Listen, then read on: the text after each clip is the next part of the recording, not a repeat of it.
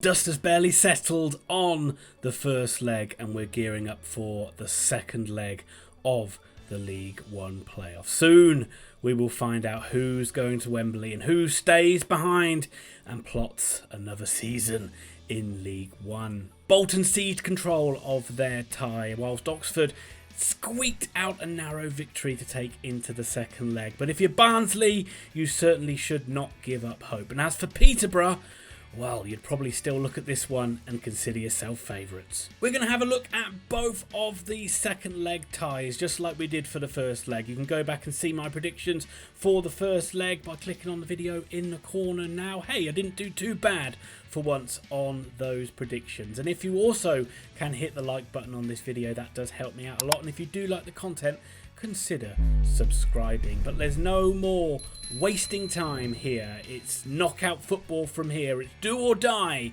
football from here. And let's start looking at the first of these ties. It's going to be Bolton versus Barnsley.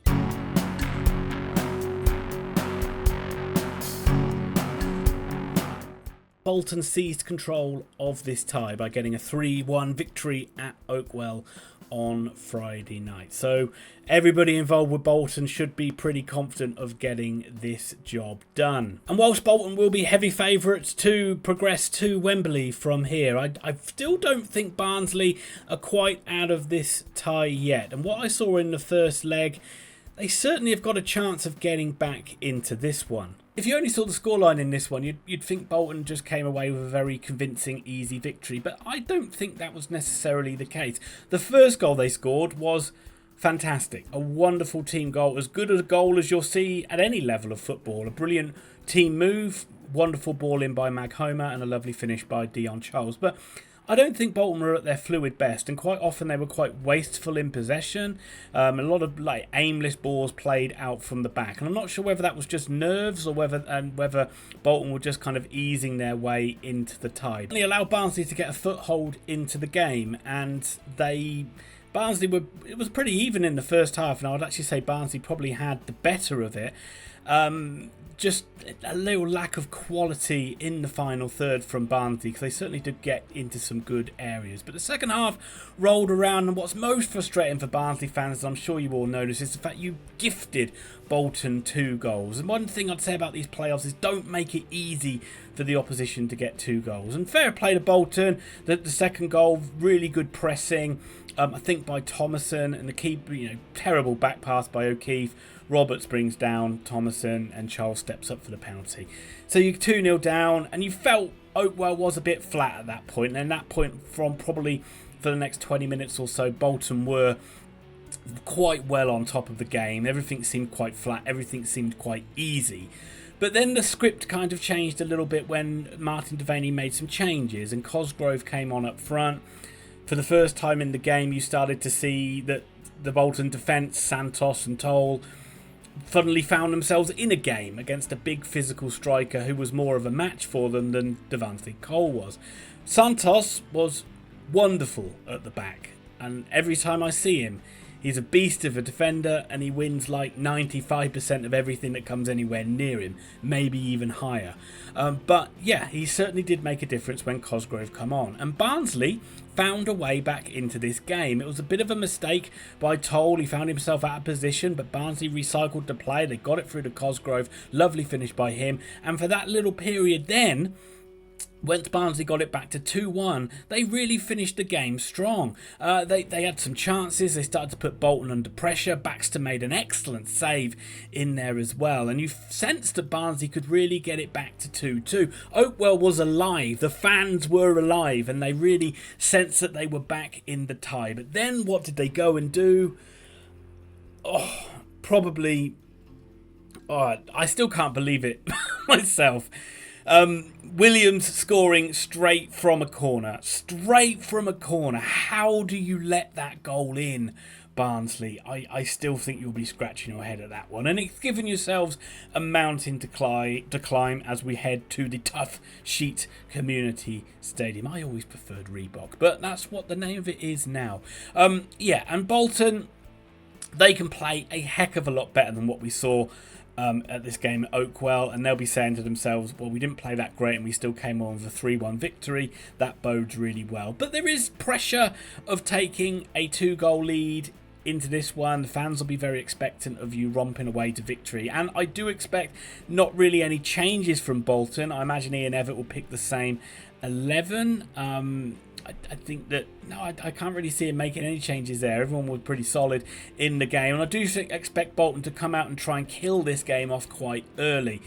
Try and get that up to 4-1 on aggregate, 5-1 on aggregate. And if they do that, everyone will just relax and it'll be like a party mood inside the stadium. But if they don't, and they allow Barnsley to get a foothold in the game and the game stays level, if Barnsley can just find a goal at any stage, all of a sudden things will get quite nervy. And I do think that Barnsley need to look at the starting lineup and make changes themselves. I do think that it's pretty obvious, and I'm sure this change will happen, that Cosgrove does need to come in for Cole. He was a much more physical presence up front, and it gave Barnsley an option of playing direct.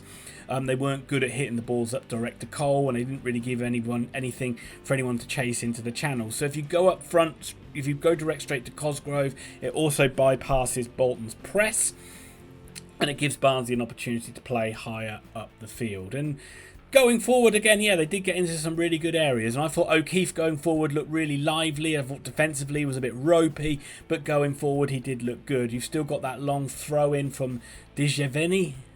Probably saying it wrong, but he's got a useful long throw on him, so you've got a little bit of ammunition from there. I'd like to see a little bit more from the likes of Phillips and the likes of Kane, if indeed you do start Kane. I think you should do in this game. I'd like to see a bit more from them in midfield. But Barnsley certainly shouldn't rule themselves out of this one, but I'd say the important thing for Barnsley is to keep the game tight and really don't give anything else cheap to Bolton. You just can't afford to almost give away any goals at this stage, and then you can just got 90 minutes to just pick your way back through it. Because as I say, even if it gets to 85 minutes and it's 3-1 to Bolton and Barnsley find a goal, it will then become very nervous and Barnsley still have a chance. So I'm never really a big fan of when people just say, oh, they've got to go for it gung-ho. I know that worked for Sheffield Wednesday last year, but quite often that doesn't work. I always think back to a playoff game, Oxford against Blackpool. We were 3-0 down going, and then we went to Blackpool with the second leg and we chased it, got a goal, but then continued to chase it, and then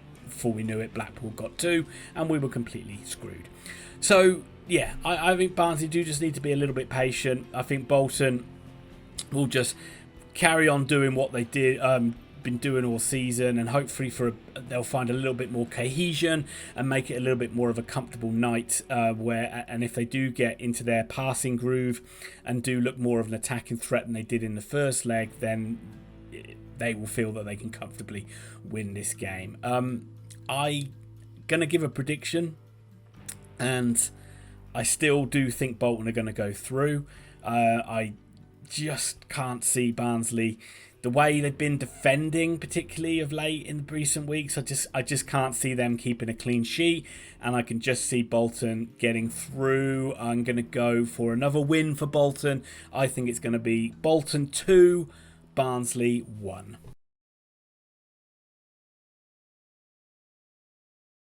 And there we have it, one game down, one game to go.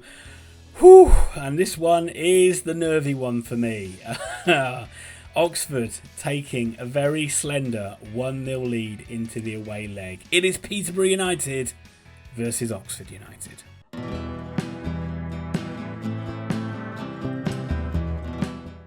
So the more I talk about this game, I might start hyperventilating, and I do apologise already because it's already starting to give me plenty of nerves, and we're still quite a way out from the game taking place. But yeah, a really hard fought, tightly contested game at the Kassam Stadium. Oxford coming away with a narrow victory. Elliott Moore getting the goal early in the second half from a set piece.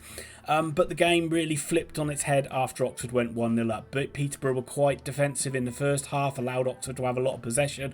Oxford didn't do a huge amount with it. A couple of half chances, a couple of good balls into the box, but didn't really create too many clear-cut efforts on goal. And then once they did go 1-0 up, Oxford almost went completely into defensive mode, which was really strange. And Peterborough were forced the initiative. I'm not going to say Oxford sat.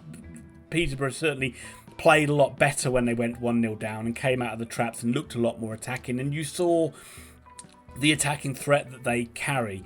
And they looked really dangerous in the final, well, probably pretty much from when Oxford scored the goal, really. But Oxford defended well. Oxford defended manfully, and they ended up getting that victory and taking that narrow lead into London Road. But I think both sides will be content with this. I think Oxford will be happy to have that narrow lead, and I think Peterborough will think that's too much of a bother. They'll back themselves at home. They've been good at home this season, and they've been the top scorers in League One. So they'll think in front of a home, raucous crowd at London Road. And they like to tell you both ends of the goal have home fans in it. Like that makes a massive difference, that they'll be able to roar their side to victory. And indeed, looking at it from an Oxford United point of view, you can't help but think that it is going to be a bit like the siege of the Alamo. I don't even really know what happened at the Alamo, but I've heard it was a little bit spicy. I have heard from Peterborough fans that did comment on my review video for the first leg that Peterborough can often start quite slowly in games, so you might see that the same in this one. You might not see Peterborough fly out of the traps like you saw Oxford start quite quickly with the home fans backing them. You might not necessarily see that from Peterborough in this game. It might take them a few minutes to warm up and then get into their groove, but once they get into their groove, they are a force to be reckoned with. Oxford will be hoping that they can put in a performance like they did when they beat Peterborough 5-0 a few weeks ago. I mean, regardless of the scoreline, that performance was all built around Oxford pressing Peterborough, forcing them into mistakes, turning the ball over in midfield and breaking on them quickly. And that has to be the game plan really for Oxford, because there's no way that we can just sit back and defend and expect to absorb pressure. We've been pretty good at defending in recent weeks, but this is a huge ask to think that we will hang on to a 1-0 lead. We're not Wickham. We ain't got Gareth Ainsworth in charge. We're not going to be able to do that backs to the wall job and see Peterborough out. So Oxford have to carry a goal threat. Oxford are going to need to score in this game. I would imagine they may even need to get a couple of goals to find their way through, and I don't think Oxford will make any changes. I can't see anybody coming in to decide it. There's a possibility they might change things at fullback, but Stevens and Bennett were so good in that game that I doubt that Greg Lee or Sam Long will come in to replace them. You could replace Rodriguez possibly in midfield with the likes of Billy Bowden or maybe even Josh McEachran, and push Brannigan up higher and have McEachran in that holding role. So they're the possible changes for Oxford United, but I don't expect Des Buckingham to make those changes. But Darren Ferguson, I think he will make changes. I think that definitely Ricky J. Jones will come back in up front. I thought Malik Mothersill wasn't that impressive in the game, and Jones, although he's a bit erratic and out of form, he did add a lot more punch to this Peterborough forward line. But the main difference maker when he came on was Kwame Poku, who really stretched Oxford, really started to cause Oxford problems down Peterborough's right, Oxford's left, and he's going to be a real handful in this game. And the battle between Poku and Bennett and Mason, Clark and Stevens is going to be an intriguing one, as is going to be the battle between Dale and Burrows and Murphy and Katongo. Katongo did an excellent job of marking Murphy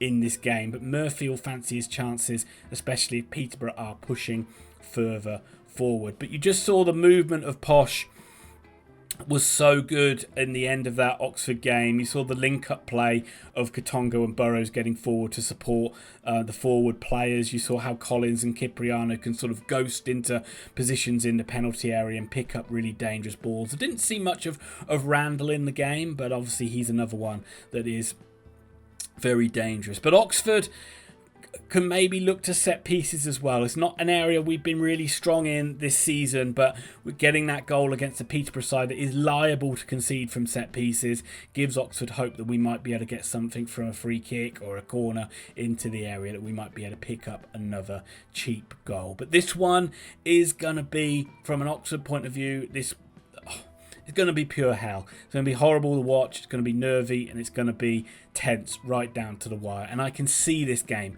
going to the wire. I wouldn't even be shocked if it did go to extra time. I wouldn't be shocked if it went to penalties. I'm sure there's Peterborough fans screaming at me right now just to thinking they're going to absolutely batter us and London Road, and that might be the case, but I am going to be a little bit more heart than head. I'm going to do a prediction, and I'm going to be predictable and go back Oxford to get the job done. I don't think they're going to win the game, but I think it's going to end up with a draw. The dynamic's going to shift in this one as well, because if Peterborough do get into the lead, instantly they become a side that's got something to lose, and then maybe they sit back a little bit more and invite pressure on. So whoever's in the lead, just obvious to say, heading into the final 10-20 minutes, they're going to be sitting really deep and just absorbing all the pressure. But I think Oxford are just about going to get their noses over the line. I think this is going to be a much higher scoring game than what we saw at the Kassam, and I think Oxford are going to nudge this one out. They're not going to win the game, but they're going to win the tie. It's going to end Peterborough United 2, Oxford United 2. So Oxford just about go through 3-2 on aggregate. And I know you might think that is biased and that is crazy, but what do you bloody expect? There we go. That is the predictions done. Let me know your thoughts. Let me know what you think's going to happen in these two games. It's going to be a nightmare, but if you want to get promoted, you've got to go and do these hard yards, and that's what these four clubs have got to do right now. It's going to be exciting to see, no matter what. I just hope Oxford United are still standing come the end of Wednesday.